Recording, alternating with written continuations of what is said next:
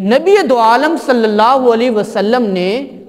جب توحید کی دعوت کا کام شروع کیا تو جو اپنے تھے وہ بھی بیگانے ہو گئے، دشمن سر چڑھ کر بولنے لگے، مخالفین سامنے آنے لگے، یہاں تک کہ آپ علیہ السلام کو بڑے بڑے مصائب سے دوچار ہونا پڑا۔ شروع کے اندر تو چچا تھا ابو طالب، تو وہ معاملات کو سنبھال لیا کرتے تھے کہ پیغمبر دو عالم صلی اللہ علیہ وسلم کے اوپر کوئی بھی مصیبت آتی، مسئلہ ہوتا تو وہ آگے سے روک لیتا تھا۔ یوں سمجھے کہ کوئی بھی مشرکین مکہ کی طرف سے اگر کوئی مصیبت آتی تو ابو طالب، بلکہ ابو طالب کو دیکھتے ہوئے اتنا روب تھا، دبدبا تھا کہ آپ علیہ السلام کی کھل کر مخالفت نہیں کیا کرتے تھے۔ پھر غمسار بیوی بھی تھی حضرت خدیجہ الکبریٰ رضی اللہ تعالی عنہا، جب پیغمبر دو عالم صلی اللہ علیہ وسلم دشمنوں کے ستائے ہوئے گھر آتے اور بیوی کو سب معاملہ جب بتاتے تو کچھ نہ کوئی دل ہلکا ہو جایا کرتا۔ لیکن ایک وقت آیا، 10 نبوی کا واقعہ ہے، یعنی کہ نبی علیہ السلام کو 10 سال ہو گئے تھے نبوت کے، ابو طالب کی وفات ہو جاتی ہے، اور 3 دن کے بعد حضرت خدیجہ الکبریٰ بھی اس دنیا سے چلی جاتی ہیں۔ اب مشرکین مکہ کو موقع مل گیا اور انہوں نے پیغمبر علیہ السلام کے اوپر ظلمات کی انتہا کر دی، حد درجے کے ظلم کیے، یہاں تک کہ آپ علیہ السلام کے سر مبارک کے اندر کوڑا پھینکا گیا، آپ علیہ السلام کے راستے کے اندر کانٹے بچھائے گئے، آپ علیہ السلام کے راستے کے اندر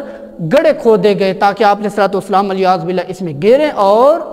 فوت ہو جائیں، یہاں تک کہ آپ علیہ السلام کو سجدے کے عالم کے اندر ابو جہل نے مردہ اونٹ کی اوجری کو رکھ دیا تاکہ اس کے وزن سے العیاذ باللہ استغفر اللہ آپ علیہ السلام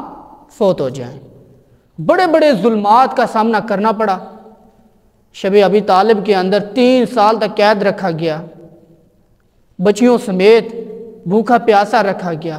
قسم و قسم کے مصائب اور تکالیف سے دوچار ہونا پڑا۔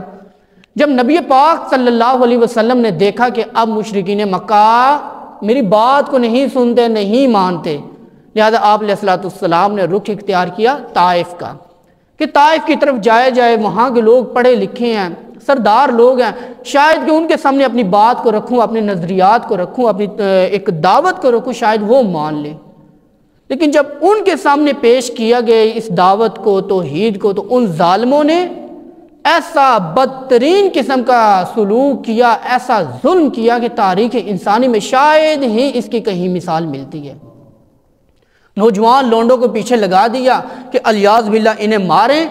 ماریں، اور اتنا مارا گیا کہ پیغمبر دو عالم صلی اللہ علیہ وسلم بے ہوش ہو کر گر جایا کرتے تھے، پھر اٹھایا جاتا اور پھر مارا جاتا، پھر گر جاتے، پھر اٹھایا جاتا، پھر مارا جاتا، یہاں تک کہ آپ علیہ السلام کے ایک لے پالک غلام تھے حضرت زید بن حارثہ رضی اللہ تعالی عنہ، بڑی مشکل سے پیغمبر دو عالم صلی اللہ علیہ وسلم کو دشمنوں کے چنگل سے چھڑاتے ہیں اور لے کر ایک سائیڈ پر کنارے پر ہوتے ہیں، اور پیغمبر دو عالم صلی اللہ علیہ وسلم کے جب جوتے مبارک اتارے جاتے تو اترتے ہی نہیں ہیں، خون کی وجہ سے جم جاتے ہیں، بڑی مشکل سے حضرت زید بن حارثہ رضی اللہ تعالی عنہ نبی پاک صلی اللہ علیہ وسلم کے جوتے مبارک اتارتے ہیں۔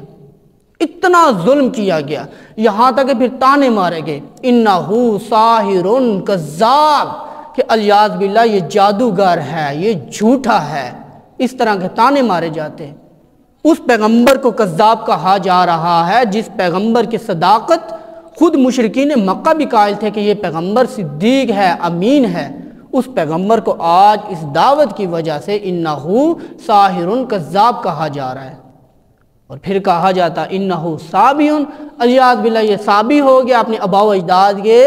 مذہب سے پھر چکا ہے، اپنے آباء و اجداد کی تعلیمات کو چھوڑ چکا ہے، مختلف قسم کی سزائیں دی گئی جو ان کے ایک بس میں تھا، جو ان کا ایک طریقہ کار تھا، کہ ہر طرف سے پیغمبر دو عالم صلی اللہ علیہ وسلم کو سزائیں دی جائیں تاکہ ان کا حوصلہ پست ہو اور یہ اس دعوت کو چھوڑ دیں، توحید کو چھوڑ دیں، اور پرانا جو آبائی دین تھا آباء و اجداد کا، وہی جو خود ساختہ خداؤں کو، مٹی کے، گارے کے، پتھر کے بنے ہوئے خداؤں کے سامنے سجدہ کرنا، ان کو پکارنا، اسی دین کے اوپر چلتے رہیں، اسی روش کو اختیار کیے رکھیں۔ اس وجہ سے وہ ظلم کیا کرتے تھے۔ جب یہ ظلموں کی انتہا ہوئی، جب گھر آتے تو پہلے تو بیوی ہوا کرتی تھی، اس کو بتا دیا کرتے تھے کہ آج یہ ہوا، یہ ہوا، یہ ہوا، اور وہ آگے سے حضرت خدیجہ الکبریٰ رضی اللہ تعالی عنہا دلاسا دیا کرتی تھی، کوئی نہیں بات، آج اگر اس طرح کے مسائل درپیش آ رہے ہیں، آج یہ مسائل ہو رہے ہیں، تو کل کو یہی لوگ ماننے والے ہوں گے اور آپ کی نبوت اور رسالت کا اقرار کریں گے، دیکھنا اسی قوم سے آپ کے غلام نکلیں گے، دلاسا دیا کرتی تھی۔ لیکن آج وقت وہ آ گیا ہے، ساتھ دینے والا ابو طالب بھی دنیا پہ موجود نہیں ہے، غم سار بیوی حضرت خدیجہ الکبریٰ بھی نہیں ہے، گھر میں آتے ہیں، سوتے ہیں، دل کے اندر ایک غم لیے ہوئے ہیں، ایک دکھوں کا پہاڑ ہے، ٹوٹا ہوا دل ہے، گھر میں آتے ہیں، اب کسی کو بتانے والے بھی نہیں ہیں۔ اس وقت پھر اللہ نے فیصلہ کیا کہ پیغمبر علیہ السلام کو زمین کی پستیوں سے اٹھا کر آسمان کی بلندیوں تک پہنچایا جائے۔ اس وقت پھر واقعہ معراج پیش آیا۔ دراصل واقعہ معراج نبی پاک صلی اللہ علیہ وسلم کے دکھوں کو اور غموں کو کم کرنے کے لیے یہ پیغمبر علیہ السلام کو اللہ نے سیر کروائی۔ یہ اس کا پس منظر ہے۔